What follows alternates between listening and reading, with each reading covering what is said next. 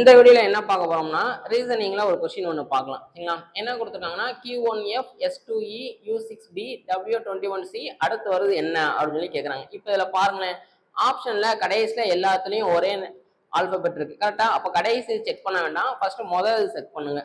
Qல இருந்து S வர்றதுக்கு என்ன பண்றாங்க, இடையில ஒரு R இருக்கும் கரெக்டா?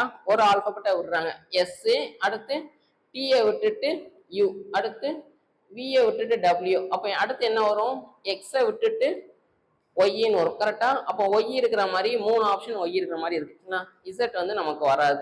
அடுத்து நம்பரை செக் பண்ணுங்க. நம்பரை செக் பண்ணா என்ன வரும், 1 2 6 21 உங்களுக்குள்ள என்ன வரும் அப்படின்னு சொல்லி செக் பண்ணுங்க. இப்போ இந்த நம்பரை எப்படி ஃபிக்ஸ் பண்றாங்க அப்படின்னா, இதுல இருந்து இதுல வர்றதுக்கு ஒரு 1 பெருக்கி ஒரு 1 கூட்டுறாங்க. சரிங்களா?